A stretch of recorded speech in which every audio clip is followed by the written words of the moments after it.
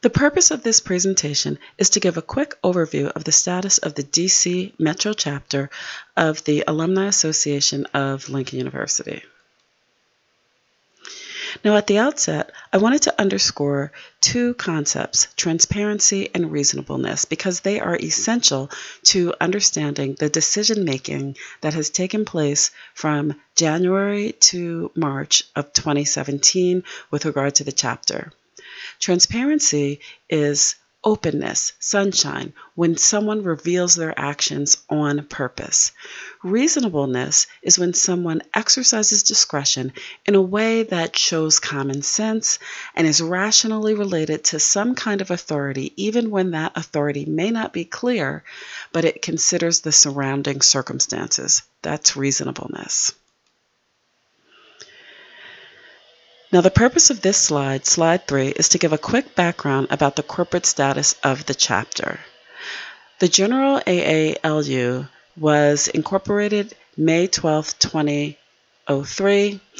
The DC Metro Area chapter is an unincorporated entity that gets its authority from the General AALU.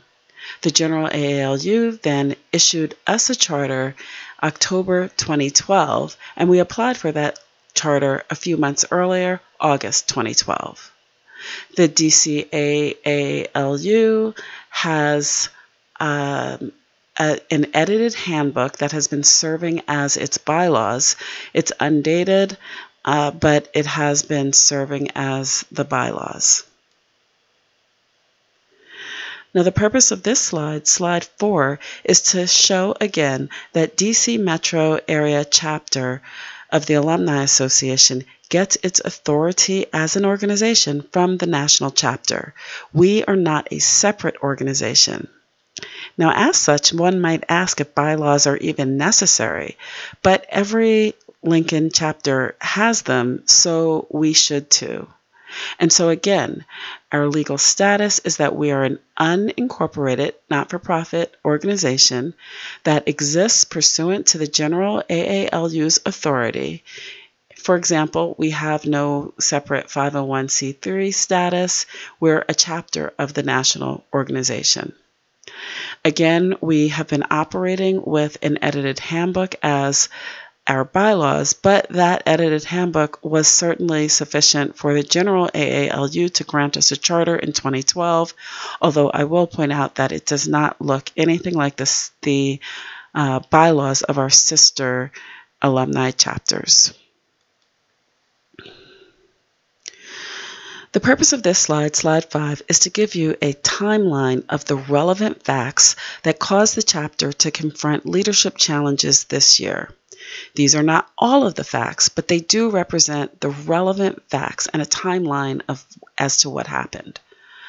So January 2nd, 2017, the chapter held an election that resulted in the election of one of the candidates for president.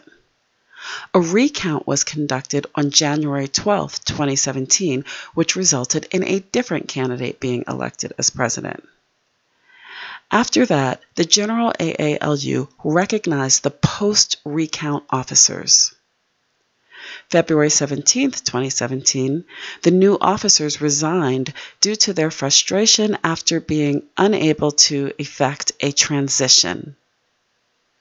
February 25, 2017, we received a letter from the General AALU president putting the chapter in an inactive status.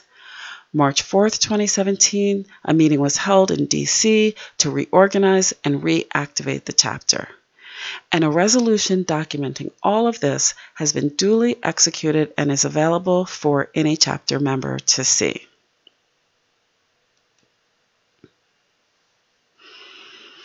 Now this slide, slide 6, shows you that both the chapter and the national organization, the General AALU, were in uncharted territories.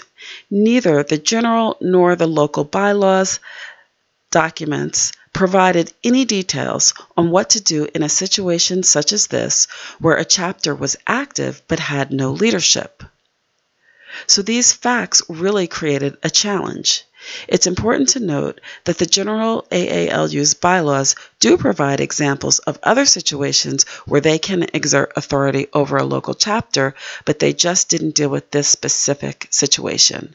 So essentially, the bylaws were silent, the local bylaws were unclear, the general bylaws were unclear, and the national authority, however, was recognized in those national bylaws. So the purpose of slide 7 is just to get you to reflect and ask yourself for a moment, to put yourself in the position of the General AALU president. He was really in a situation where he had to exercise discretion in his leadership without clear rules stating exactly how he should make that leadership decision. So as far as we can tell, he had 4 different options. 1, he could have asked the DC chapter to simply surrender its charter. 2, the General AALU president could have stepped in and personally held the election or a new election for the DC Metro chapter. 3, the General AALU could have appointed new leadership for the DC Metro chapter. And finally, 4, the General AALU could have appointed interim leadership for the purposes of conducting a new election. Slide 8 documents the decision that he ultimately made, which was to appoint interim leadership for the purposes of conducting a new election. Additionally, he charged the interim leadership with redrafting the bylaws and holding a new election. And again, as I noted earlier, there is a resolution documenting all of this that has been duly executed and is available for chapter members to see. Slide 9 is to just bring you up to speed on how the interim chapter leadership has been implementing the General AALU decision. The interim leadership immediately analyzed the chapter status, and we're presenting it to you now by way of this video. A full memo with this analysis is available, however, for you to review. A bylaws committee convened shortly after that March 4th meeting, and it's currently working on 2 tracks. One track is related to all elections and nominations provisions. The second track is related to all other bylaws provisions. They've broken up into 2 subcommittees to deal with those 2 sub-issues. Also, the interim leadership has designated a timeline to finalize the bylaws and to hold a new election. And we hope to adopt nominations provisions and to kick off a new election actually right now in April. We are happy to take any questions about this. Hopefully you will be attending the meeting, the April meeting, April 15th.